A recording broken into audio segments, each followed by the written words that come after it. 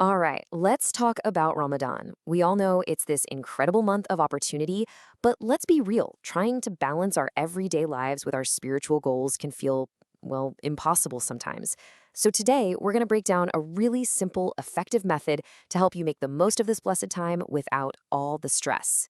First things first, why is this month so important? We have to start at the source. The Quran tells us that Ramadan is the month in which the Quran itself was revealed. It's the month of guidance. So, right from the get go, we know this is a time for a deep, profound connection. You can almost think of Ramadan as this amazing spiritual gift. It's a time when hearts tend to soften up, when good deeds are multiplied. And we have this unique chance to just gather rewards. Seriously, the positive vibe you set this month can ripple out and bless your entire year. Okay, but here's where the rubber meets the road. We know how important it is, but life doesn't just hit pause for 30 days, does it? We've still got work, family, all of our daily responsibilities, and that creates a real dilemma.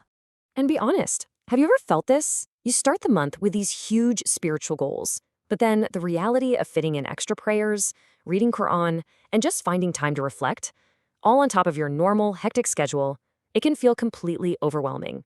And that feeling usually pushes us into one of two traps.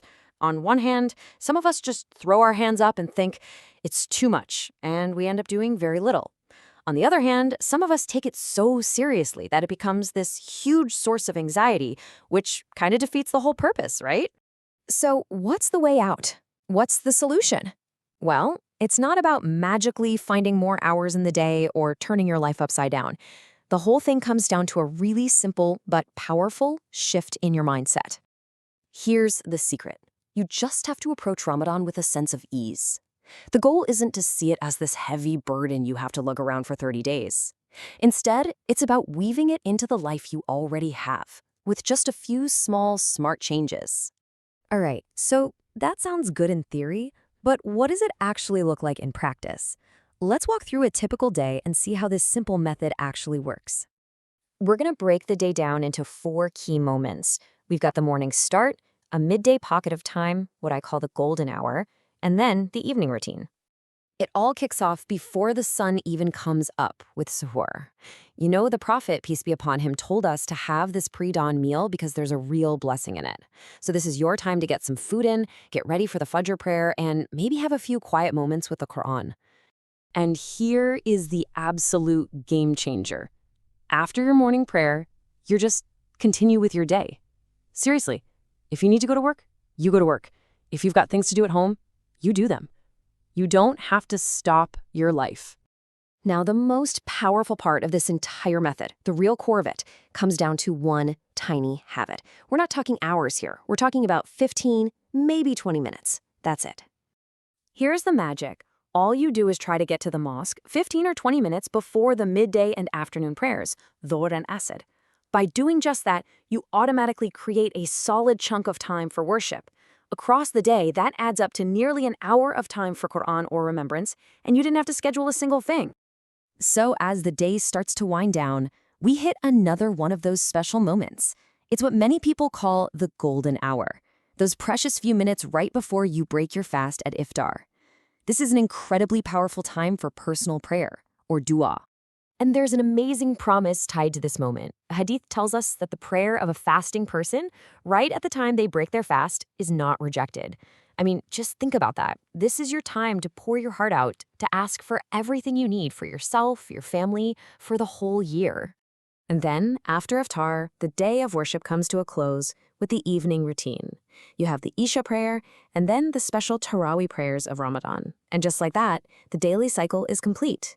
So, you've started weaving these little habits into your day. What's the big payoff? What's the real benefit of taking this simple, low-stress approach to Ramadan? Well, the beautiful result is what you could call a double benefit. It totally gets rid of that feeling that you have to choose between your daily duties and your spiritual goals.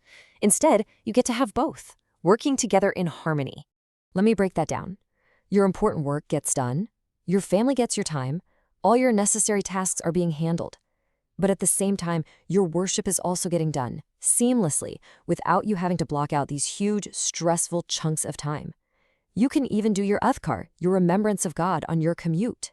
Now, this daily method is an amazing foundation, And for a lot of people, the spirit of Ramadan lights a little spark inside.